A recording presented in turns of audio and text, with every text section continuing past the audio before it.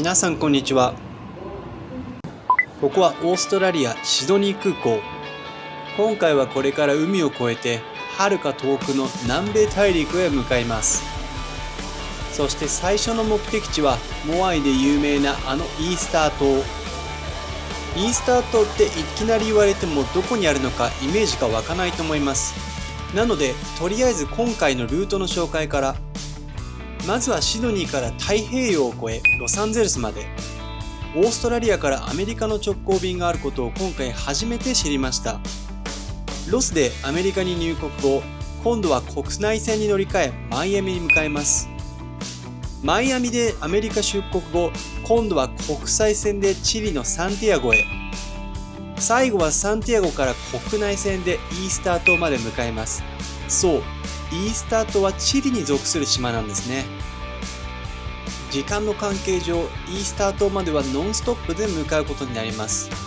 飛行時間は第1区間が13時間、第2区間が5時間、第3区間が7時間半、第4区間が5時間30分の合計約31時間。これに乗り継ぎ等の待機時間を合わせると、シドニー出発からイースター島までなんと合計42時間かかる予定です。明らかに無謀なこの予定、果たして地獄を見るのかどうなのか。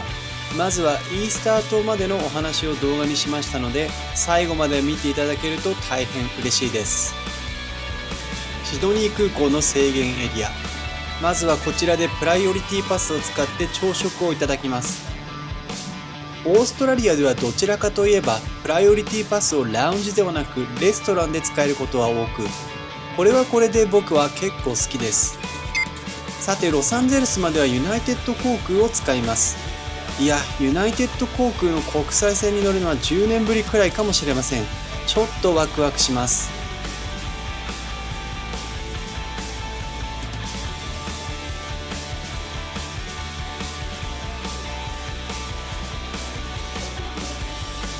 こちらのチケットはバージンオーストラリア航空のポイント利用で購入。バージンオーストラリアはどのアライアンスにも属していないのですが、結構パートナー航空が多いので使い勝手がいいんですよね。機内照明はもちろん、シートまでユナイテッドのシンボルカラーのブルーで統一されています。機材はもちろんボーイング787。かなり新しめな感じがします。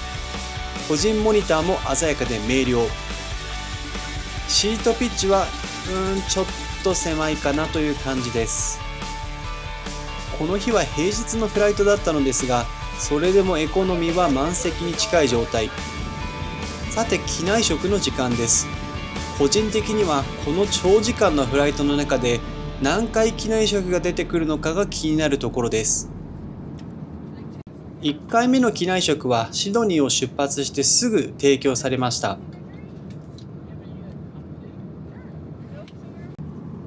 ということで機内食はこちら。パンとサラダに包装されたメインが入っています。メインはチキンのクリーム煮。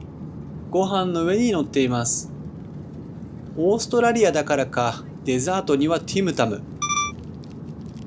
いや、ユナイテッド航空でティムタムというのは何とも面白いです。こちらの味は結構美味しかったですね。1回目の機内食が終わるとすぐに消灯になりました。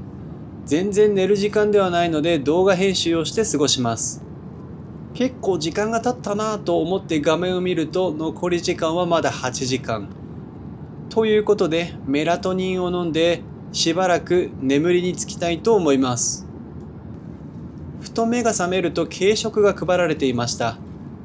中身はサンドイッチとこれまたティムタム。そうこうしているうちに残り時間はあと1時間半。いや、よく頑張りました。それでもまだ機内は真っ暗。現地ロサンゼルスは早朝の時間帯です。こちらは最後の機内食。フルーツにメインにマフィンというセットです。メインの中身はオムレツでした。朝食という扱いなんでしょうね。改めて飛行経路を見てみると、太平洋を横断していることがよくわかります。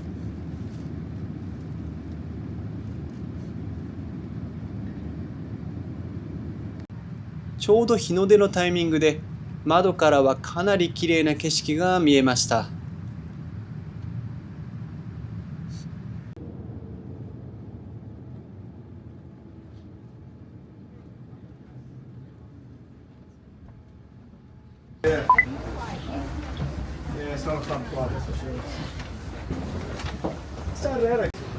はい、ロサンゼルス国際空港に到着しました。13時間飛行機に乗った割には今のところはまだそんなに疲れていません。今のところは。ということで恐怖の入国審査に行ってまいります。はい、とりあえずアメリカ入国できました。今回入国審査は全然人がいなくて質問も 2,3 個で簡単に終了。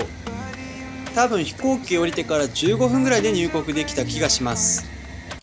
ということで次の飛行機に合わせてターミナルを移動。国内線のターミナルに向かいます。ロスの空港のことは全然調べてなかったのですが、国内線のターミナルは国際線ターミナルのすぐ横にあります。そして今回絶対に行こうと思っていたアメリカン航空のフラッグシップラウンジに向かいます。ここはアメリカン航空が本気で力を入れて作ったラウンジ。だからフラッグシップの名前がついています。とはいえ、ワンワールドのサファイアステータスでも入室できるのは大変にありがたいです。受付でこの紙を渡されますので、これを見せてフラッグシップラウンジへ入室します。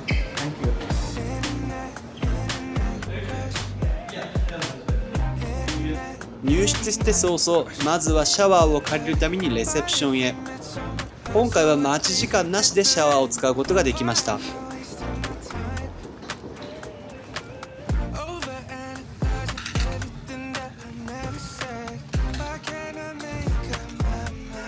さてシャワールームですが、国内線とは思えないこのクオリティ。中は広々。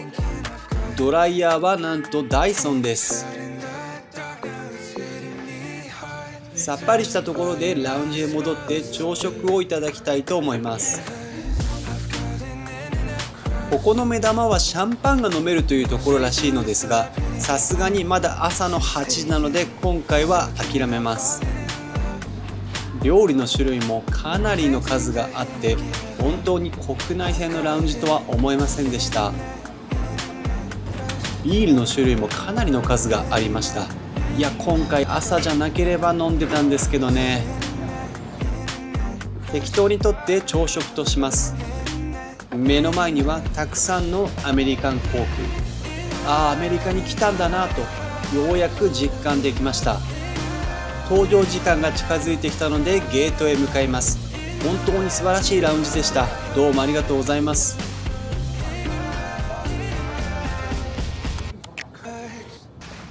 さてアメリカン航空、シートは黒いレザーでかなりスタイリッシュな感じです。で、今回座席指定を忘れたのか、一番後ろの席にアサインされていました。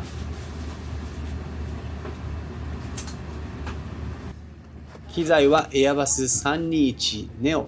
これまた結構新しめな機材でした。ということでロサンゼルスを離陸。たったの3時間のロサンゼルス滞在でした。ロサンゼルスを出てしばらくするとこのような砂漠の景色。と思ったらこんな島々の景色も上から見られました。その後は気づいたら爆睡。ふと目が覚めるともうマイアミ上空でした。ジャングルを抜け市街地へ。ここがマイアミ国際空港になります。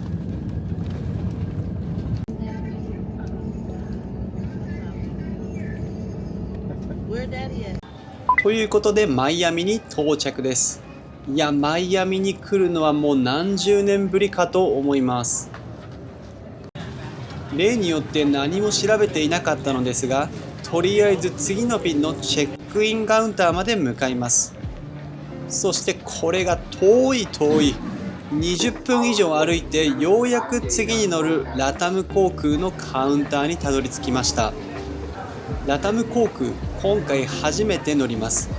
どんなもんかと思って身構えていたのですが、チェックインカウンターはガラガラですんなり終了。せっかくマイアミに来たので、マイアミの空気を吸ってから制限エリアに向かいたいと思います。やっぱり気候はロスと全然違いますね。あったかいです。まだ出国前なのですが、この辺りからすでにスペイン語が飛び交っています。何の問題もなく制限エリアへ。まずはこのターミナルで唯一プライオリティパスが使えるトルコ航空のラウンジへ向かいます。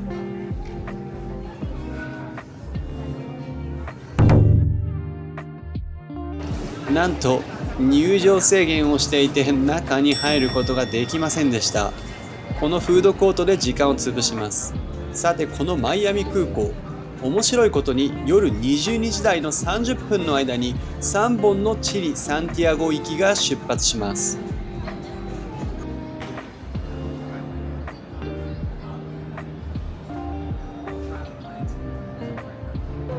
ということでゲートへ。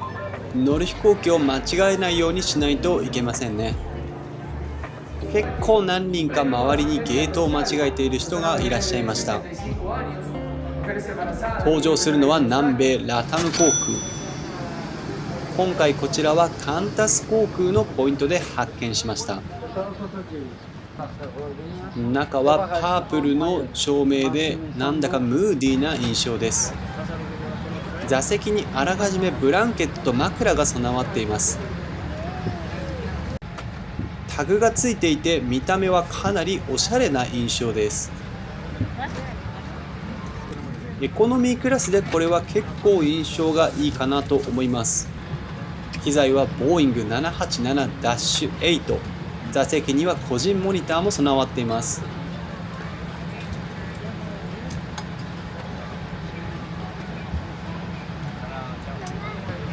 マイアミから一直線へ南へ7時間半程度のフライトになることが予想されています。自分は使わなかったのですが、映画の種類も結構あったような気がします。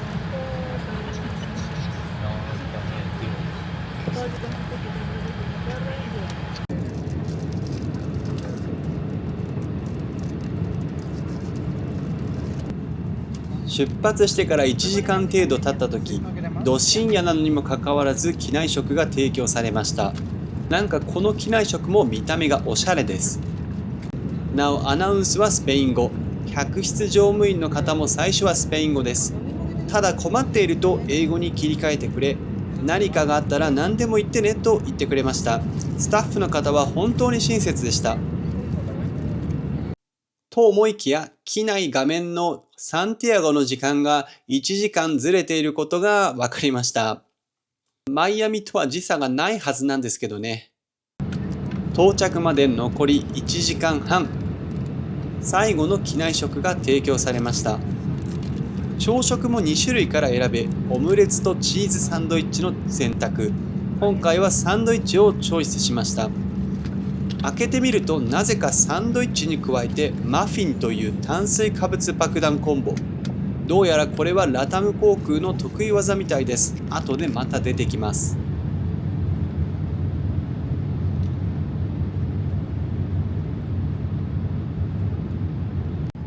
ということで、外はまだ真っ暗なチリ・サンティアゴに到着しました。はい、ということでチリ・サンティアゴ出発から34時間です。チリに入国するのは今回が初めて。とりあえず入国審査に向かいます。列はそんなに長くなさそうです。はい、ということで無事にチリに入国。何の問題もありませんでした。税関申告書をオンラインで申請することになっていたはずなんですが、何のチェックもありませんでした。これから隣にある国内線のターミナルへ。この時間の気温はなんと9度、寒い。息が白いのに驚きました。国内線のターミナルは歩いて約5分ほど、すぐ隣にあります。イースター島へはラタム航空の独占なので、またこの航空会社を使うことになります。まずは3階のチェックイン機で航空券を発見。その後イースター島行きは2階の特別ゲートへ案内されます。ここで事前にイースター島への入島申請を行ったかどうかのチェックがあります。これがないと飛行機に乗れませんので注意しましょう。終わった後はこのようなレシートをもらえます。これも搭乗前にゲートで確認があります。さて、この国内線ターミナル、国内線にもかかわらずプライオリティパスが使えるラウンジは結構あります。なんとシャワーまで使えるラウンジがありましたので、ここで浴びさせていただこうと思います。飛行機に結構な数の人が乗るようですね。見た感じ、観光客の方々だけではないような気がしました。さて、イースター島までの航空券、高いことで有名なんですが、いや本当に高かったです。仕方がないことなんですけどね。わざわざオーストラリアから南米まで来たのに、またオーストラリアの方に飛んでいくというのは何とも興味深い体験です。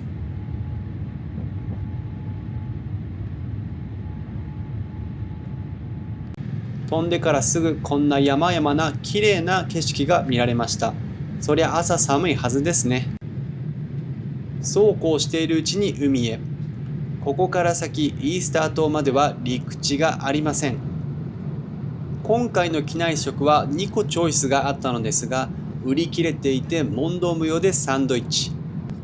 そして出ました。今回も殿下の宝刀炭水化物コンボ。サンドイッチにパウンドケーキです。でも味は結構美味しかったですね。そうこうしているうちに最終目的地イースター島が近づいてきました。もう着陸寸前なのにまだまだ陸地が見えないというのは何とも不思議な気分です。そうこうしているうちにようやく陸地の先端端っこが見えてきました。